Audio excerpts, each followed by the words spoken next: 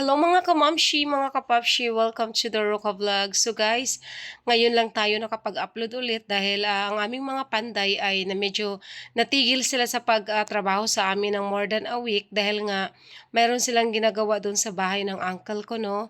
So ginagawa nila yung bathroom ng uncle ko doon dahil nga yung pinsan ko na galing abroad ay uuwi nga kaya ginagawa nila yung bathroom doon. Kaya ngayon si Hamlet lang yung nagtatrabaho dito at saka yung brother ko dahil nga yung pinaka-master panday namin na si Manong Junjun ay mayroon pa siyang tinapos doon. Tinapos pa niya yung tiles ng bathroom doon. Kaya ito, ang aking brother at saka si Hamlet ay nagtutulong-tulong para mag-finishing naman dito sa labas ng bahay namin dahil hindi naman kasi pwedeng makialam si Hamlet doon sa pagtatiles ng kusina at saka ng living room namin. So dito na lang muna siya magtatrabaho sa labas dahil naumpisahan na rin to dating finishing yung sa labas namin. Kaya tatapusin nila. So si Hamlet yung mag-finishing sa wall, yung brother ko naman yung tagamasa kasi siya yung siya yung helper ni Hamlet, no. So medyo dahan-dahan lang yung pagtatrabaho namin dito dahil nga dalawa na lang naman talaga sila yung panday na nagtrabaho dito. I mean, dati pa naman talaga dalawa sila kasi gusto namin dalawa lang sila, no, para hindi na masyadong nagtitipid na nga kasi kami sa guys, nagtitipid na kami sa budget ba dahil nga medyo malaki-laki na rin yung malaki-laki na rin yung nagastos namin dito dahil talagang hindi talaga to hindi talaga to tinipid ng ng materialis. Talagang hindi man kalakihan yung bahay namin pero sulit na sulit itong paggawa ng aming bahay kasi nga nasa isla kasi kami ng Bantayan Island, kaya gusto namin na yung bahay namin ay solid talaga yung pagkagawa dahil palagi nga kasi may dito sa isla, palaging may bagyo dito kaya palagi kaming natatamaan ng bagyo kaya kailangan talaga sulit ang pagkagawa. So ayan na guys, natapos na si Hamlet ditong natapos na siya ditong finishing. So ayan, ang bahay pala kahit wala pang kahit wala pang pintura, kapag mayroon na siyang finishing, malinis na siyang tingnan. So ayan na, nakakatuwa kahit na wala pang pintura, at least kahit paano ang linis-linis na niyang tingnan. So ayan na, kahit dalawa lang sila, so ayan, nagawa naman ng maayos ang kanilang trabaho. So ang susunod naman ito ay pupunta naman doon si Hamlet sa kabilang side kasi yun naman ang tatrabahuin niya ngayon, ang kabilang side. Kasi itong side kasi na ito yung sa kwarto namin. So ayan na, tapos na, nakakatuwa na siyang tingnan kasi nga pagka wala pa kasing finishing parang magulo pa yung magulo pa yung bahay nyo. So ayan na, tingnan nyo yung wala pang finishing dito. Ayan so itong itong part na ito medyo malaki-laki pa yung trabahuin ni Hamlet dito dahil nga hindi pa talaga to na umpisahan. At saka ito yung part na medyo malaki kasi ito yung medyo mataas na part, malapad na part, kasi ito yung parang pinakaharap.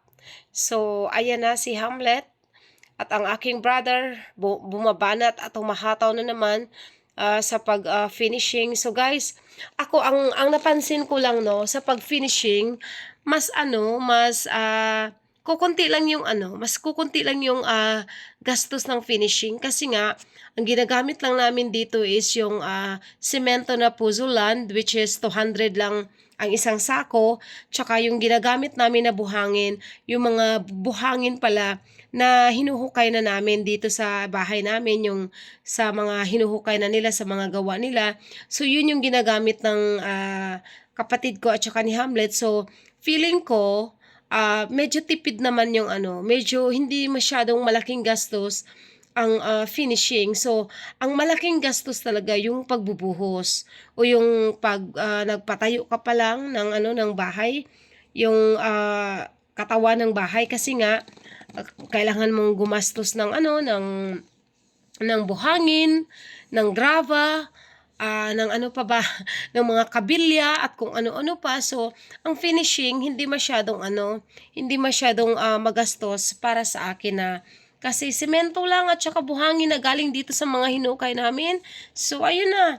At ito pa yung ito pa yung sulit pa lalo sa ating bahay. Ito pa yung lalong magpapa-strong sa bahay natin kapag na finishing na. So ang aming terrace ay yung porch namin sa harapan, medyo na-stop muna kasi ang balak na kasi nila dapat pagkatapos sana nilang lagyan ng bubong yung porch namin is uunahin muna nila yung tiles namin doon sa loob ng bahay sa kusina at saka sa aming living room. So since wala pa si Manong Junjun, hindi pa muna nagawa yon. But pag bumalik na si Manong Junjun, ang una muna nilang gagawin is tatapusin muna nila yung loob ng bahay namin para pagkatapos saka na sila dito sa labas ng bahay. Kasi doon sa loob, ang kulang pa doon sa loob, yung tiles sa living room namin, yung tiles sa kusina, yung sa kwarto ng anak ko, wala pang yun, wala pang kisame, wala pang tiles, pati yung CR ng mga anak ko, wala pa ring tiles yun, wala pang kisame. So, medyo marami-rami pa din yung sa loob na trabahuin nila. Kaya, sabi namin, unahin na lang muna nila lahat sa loob bago sila dito babalik sa labas. So, at least pag natapos na nila lahat-lahat ng mayroon sa loob, saka naman sila ngayon mag-focus dito sa labas ng bahay. Kasi yung kwarto namin, yung labas ng kwarto namin, kasi kasi yun, sliding door. So, gusto namin, mayroon ding yun, merong terrace din yun para kapag umuulan, hindi naman masyadong matalsik yung loob ng bahay namin. So, medyo, sabi nga, malapit na marami pa. Malapit-lapit nang matapos malapit-lapit na pero matagal-tagal pa. Kasi, nakatayo na siya lahat, buo na lahat, pero marami pa rin siyang gagawin, no? Kasi nga, dalawa nga lang kasi yung namin.